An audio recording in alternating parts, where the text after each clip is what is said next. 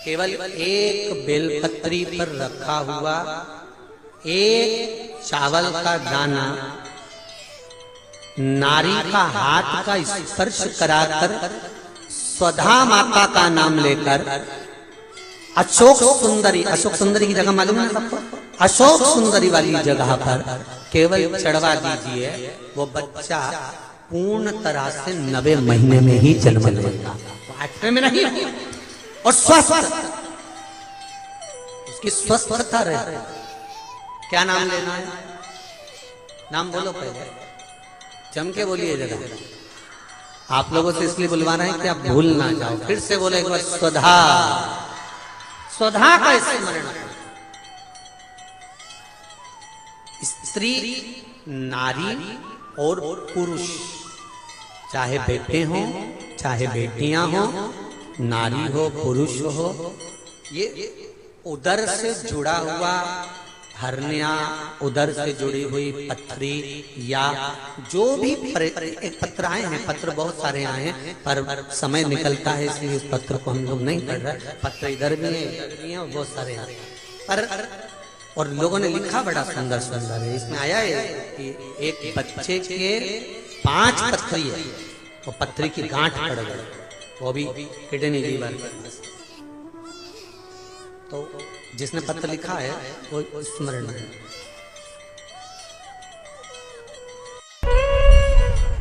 तो जब माता उमा जब प्रगटी तो उनका केश भूमि पर गिरा, और भूमि पर गिरने के कारण उससे एक वृक्ष उत्पन्न हुआ जो नीम का वृक्ष कहलाता, मेवाड़ी का वृक्ष कहलाता। इसलिए साउथ में, दक्षिण में नीम के वृक्ष को स्वयं देवी का प्रतिबिंब माना जाता है। नीम के वृक्ष को स्वयं माता का प्रागट्य उत्सव माना जाता है। नीम के वृक्ष को स्वयं देवी का भाव वर्णित किया जाता है। और बहुत सुंदर बात है महाराज जी, जिसके शरीर में माता निकल गई हो, दाने दाने पड़ गए हो पूरे शरीर में, बुखार भी बहुत तेज आ रहा हो और पूरे शरीर में माता जी निकल गई हो, एक लोटा पानी जिसके शरीर में माता जी निकली है उसके पास में रख दो, और वो पानी उठाकर नीम के पेड़ में उस व्यक्ति के ऊपर से 7 बार उतार के नीम के पेड़ में डाल दो।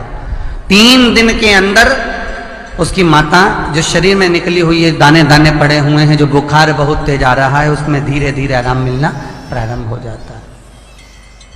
यहां तक शास्त्र कहता है कि किसी व्यक्ति को अचानक बहुत तेज बीमार आ गया, बहुत तेज बुखार आ गया, या एकदम,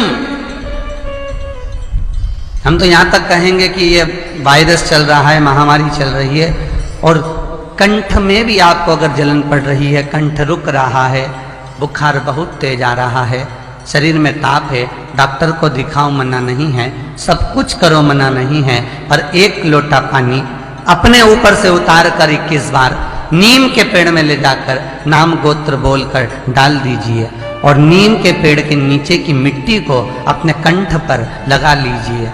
20 से 25 मिनट बाद आपको आराम लगना प्रारंभ हो जाएगा। ये उमा देवी है। पितृ भूखे हैं, इसका तो वर्णन हमने पहले कर दिया कि रात्रि को जब आप सोने के बाद में 1-1.5 घंटे बाद अगर आपकी नींद खुल जाए, 1 घंटा 1.5 घंटा आप सो लिए, उसके बाद जो नींद खुली तो 1-1.5 घंटे तक अगर आपको नींद नहीं आ रही है, रात्रि को सोने के बाद में 1 घंटे बाद जब उठे तो आपको प्यास लग गई, भूख लगने लगी, प्यास लगने लगी कि मेरे को पानी पीना पड़ेगा, घबराहट हो रही, पानी पीना पड़ेगा। 1-1.5 घंटे सोने के बाद अचानक नींद खुले और आपको प्यास लगे, समझ लेना आपके पितृ भूखे हैं और प्यास है।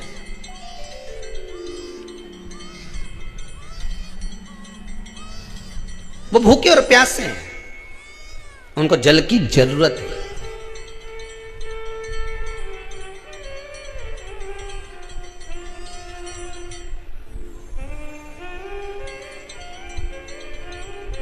किसी भी नदी में, सरोवर में, कुंड में, बावड़ी में, तालाब में, आप तीर्थ में जाकर जब स्नान करते हैं तो स्नान करने के बाद एक काम का नियम बना लो कि अपने हाथ की अंजलि में जल लेकर अपने पूर्वजों को देना। प्यासे रहते हैं, भाग मांग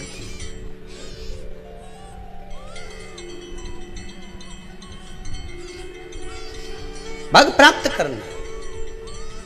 3 वृक्ष पितरों के तुल्य हैं। नैमिषारण्य की कथा में भी कहा था 3 वृक्ष पितरों के तुल्य हैं। पहला पीपल, दूसरा वट वृक्ष, तीसरा बेलपत्र का वृक्ष। ये पितरों के तुल्य हैं। अगर आपको रात्रि में नींद नहीं आ रही है, ऐसा लगता है कि रात्रि को 1 घंटा 1.5 घंटा सोने के बाद कुछ गलत गलत विचार आने लगते हैं, नींद सुबह 3 बजे तक 4 बजे तक नहीं आती, 4 बजे के बाद फिर नींद आती है, तो एक प्रैक्टिकल जरूर कर कर देखना। एक प्रैक्टिकल करने में क्या जाता है, प्रयास करने में क्या कुछ जाता है क्या? प्रैक्टिकल कर कर देखना कि कहीं सीवर वाला महाराज झूठ तो नहीं बोल रहा, तो प्रैक्टिकल करने में कुछ नहीं जाए। 1 लोटा पानी लो, उसमें थोड़ा सा कच्चा दूध डाल लीजिए। श्राद्ध पक्ष चल रहा है, बेलपत्री का पेड़ या पीपल का पेड़ या बट का पेड़, इन पेड़ के नीचे ले जाकर उस दूध को दोपहर में सुबह 10 बजे से लेकर 12 बजे के बीच में ले जाकर चढ़ा दीजिए। रात्रि को फिर ना आपको प्यास लगेगी ना भूख लगेगी, नींद एक बार लगी तो सुबह ही खुलेगी। प्रैक्टिकल करने में क्या जाता है? पानी डालने में तुम्हारा कुछ जाएगा? अरे बोलो तो सरी, हमें 10 रुपया का दूध जरूर उसमें, और तुम इतनी चतुर हो, इतना सारा दूध थोड़ी डालोगी, तुम 2 चीज डालोगे। कहाँ तुम इतना डालने वाले हो है?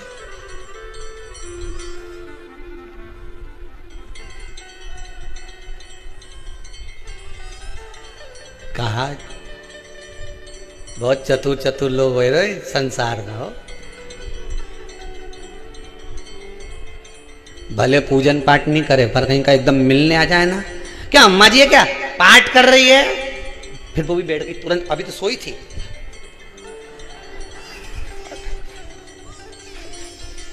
तुरंत क्या पंडित जी हैं क्या, उनसे थोड़ा काम है, अभी माला जप रहे हैं, मालूम पड़े पंडित जी तो आराम से सेव फल खा रहे हैं।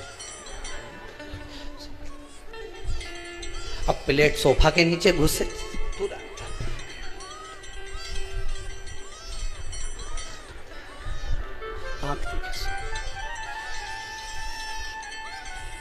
प्रैक्टिकल करने में क्या जाता, कुछ भी नहीं बिगड़ेगा। ये तो बस जल डालोगे तुम्हारा ही कुछ अच्छा हो सकता है, बाबा की कृपा है।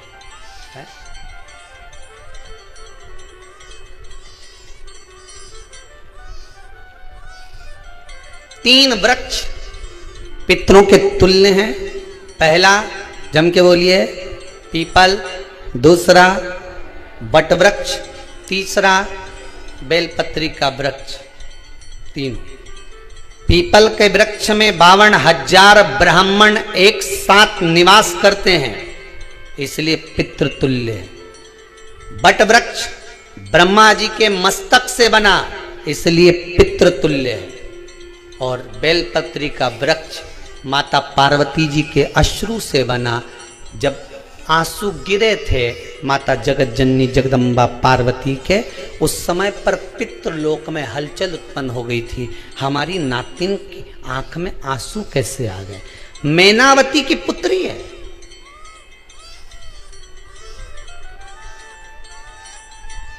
ध्यान से सुनना, देव ऋषि नारद ने भगवान सगर को, राजा सगर को, सूर्य वंश में उत्पन्न हुए राजा सगर को कहा था कि तुम्हारे घर औलाद नहीं, संतान नहीं, इसलिए शिव की आराधना करना।